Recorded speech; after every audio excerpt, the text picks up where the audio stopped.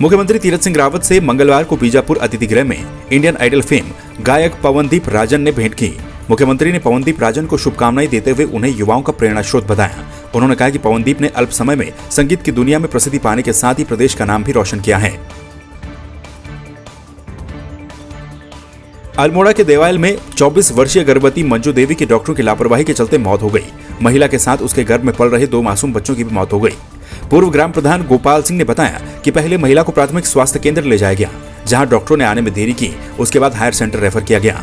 बताया जा रहा है कि महिला को एम्बुलेंस भी मुहैया नहीं करवाई गई, जिसके बाद महिला को पहले रामनगर और फिर वहां से हल्द्वानी रेफर किया गया। इस दौरान महिला ने दम तोड़ दिया। ग्रामीणों ने इस पूरे मामले में लापरवाह डॉक्टरों के खिलाफ कार्रवाई की मांग की है। स्वास्थ्य केंद्र देवायल और स्वास्थ्य केंद्र रामनगर की लापरवाही से एक 24 साल की महिला की 2 जुड़वा बच्चों के साथ 3 मौतें एक साथ हुई है। ये बहुत निंदनीय है और मैं माननीय मुख्यमंत्री जी और जिलाधिकारी महोदय को मैं ज्ञापन भेज रहा हूँ कि इतनी दुखद घटना हमारी ग्राम सभा देवायल से महिला को 2 बजे स्वास्थ्य केंद्र देवायल लाया गया। 2 बजे से 3 बजे तक मैं वहाँ पे कर्मचारियों ने 20 मिनट बाद आए। उनसे हमने पूछा क्या पोजीशन है, उन्होंने कोई जवाब नहीं दिया। उसके बाद हमने कहा कोई एम्बुलेंस की सुविधा कर दीजिए, उन्होंने कहा एम्बुलेंस की सुविधा भी नहीं है। उसके बाद हमने उनसे पूछा अगर यहाँ पोजीशन ठीक है तो हम आगे उठाएं, उन्हें कोई जवाब नहीं कहा आगे ले जाओ। उसके बाद हमने एम्बुलेंस के बारे में पूछा, कोई एम्बुलेंस की सुविधा हमको नहीं मिली और फिर हमने प्राइवेट गाड़ी मंगा करके हम उसको हल्द्वानी ले जाते बैलपड़ाव जाके उसने दम तोड़ दिया। प्रथम दृष्टया ये विषय संज्ञान में आया है कि एक महिला जो कि ट्विन प्रेगनेंसी था जिसका वो चिकित्सालय में आई थी, जो कि हाई रिस्क प्रेगनेंसी थी। प्रीवियसली एक ट्विन प्रेगनेंसी और एक सिजेरियन उसका ऑपरेशन हो चुका था। सो जैसा कि गायनेकोलॉजिस्ट ने अवगत कराया है कि क्योंकि उसकी कंडीशन ख़राब थी और हाई रिस्क प्रेगनेंसी थी तो उसको हायर सेंटर रेफ़र किए जाने की आवश्यकता थी, तो उसको जो है कि हायर सेंटर रेफ़र कर दिया गया है। बाकी इसमें डिटेल विवरण उनसे सर्विस प्रोवाइडर से हमने मांगा है। कोरोना की तीसरी लहर के संबंध में टिहरी डीएम ने अधिकारियों की बैठक ली। तीसरी लहर के लिए जिला प्रशासन ने तैयारियां शुरू कर दी हैं। इसके लिए डीएम ने आवश्यक दिशा निर्देश अधिकारियों को दिए हैं। जिलाधिकारी ने जनपद के समस्त 11 सामुदायिक स्वास्थ्य केंद्रों में पीडियाट्रिक हाई डिपेंडेंसी यूनिट भवन के कक्ष, फ्लोर या अन्य खाली जगह का प्राथमिकता के आधार पर चिन्हीकरण करने के निर्देश दिए हैं ताकि अग्रिम कार्रवाई की जा सके। जिलाधिकारी ने यह भी स्पष्ट किया है कि यदि सीएचसी में एचडीयू के लिए पर्याप्त जगह नहीं मिलती तो ऐसी स्थिति में नजदीकी भवन या फिर नजदीकी पीएचसी को भी प्रस्तावित करने पर विचार किया जा सकता है। टिहरी में पर्यटन को बढ़ावा देने के लिए वेबकोस की टीम चयनित स्थलों का निरीक्षण करेगी। डीएम की अध्यक्षता में 6 जगहों को चिन्हित किया गया है, जिसमें न्यू टिहरी, तिवाड़ गांव, कोटी कॉलोनी, मदन नेगी, डोबरा और वाटर क्लस्टर शामिल हैं। डीएम ने झील के समग्र विकास के लिए कार्यदायी संस्था को निर्देशित करते हुए कहा कि टिहरी के चयनित स्थलों की कार्य योजना जल्द तैयार कर ली जाए और इसके लिए कार्यान्वयन भी किया जाए। डीएम ने यह भी सुझाव दिए कि कोटी कॉलोनी के सामने स्थित पहाड़ी पर वेलकम टू टिहरी लेक का पहाड़ी शैली में निर्माण किया जाए, जिसे रंग बिरंगी लाइटों से सजाया जाए। चंबा में 4 साल से अधर में लटकी मल्टी लेवल पार्किंग निर्माण पूरा करने के लिए प्रदेश सरकार ने हरी झंडी दे दी है।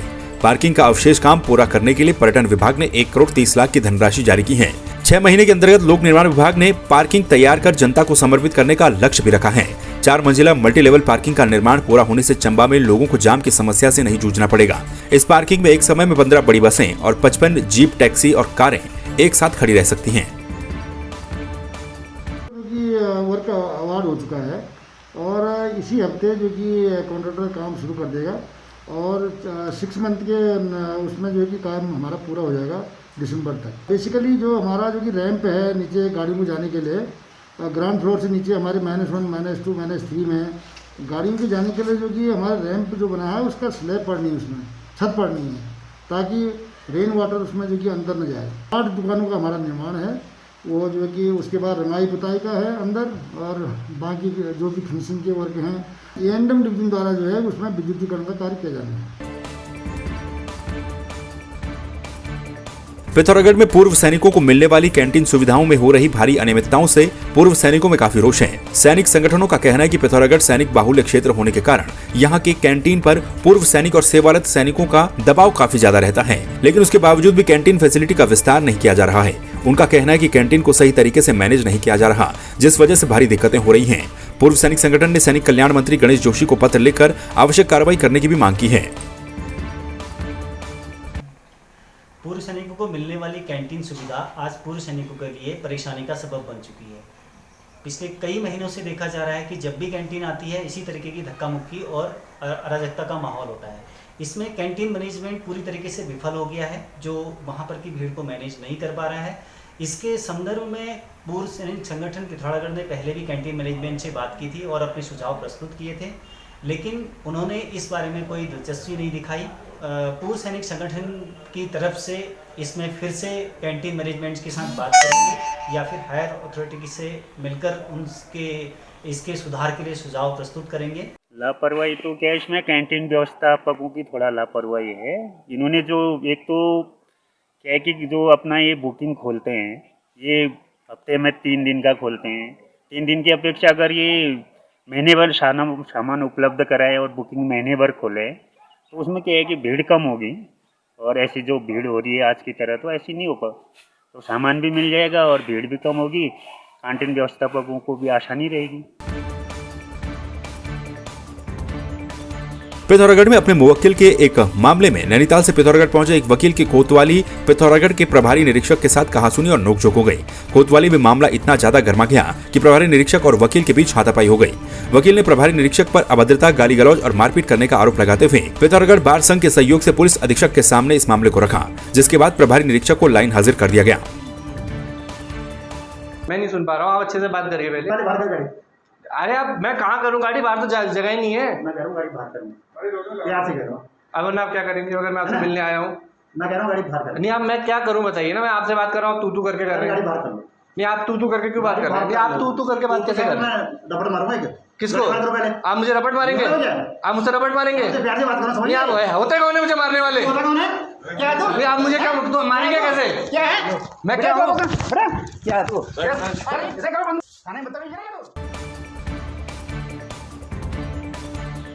पिथौरागढ़ जिले में एक सप्ताह पूर्व हुई बारिश से काफी नुकसान हुआ था। अब ग्रामीण खुद ही आवाजाही के मार्गों को ठीक करने में जुटे हैं। जिले के मदकोट ढूनामानी गांव को जोड़ने वाला पैदल रास्ता और पुलिया आपदा से ध्वस्त हो गए हैं। यहां गांव के बुजुर्ग जान जोखिम में डालकर खुद ही रास्ते को ठीक करने में जुटे हैं। ग्राम सभा ढूनामानी का ये मेन रास्ता है मेरे मित्रों। कई दिनों से यह रोड बिल्कुल बंद है।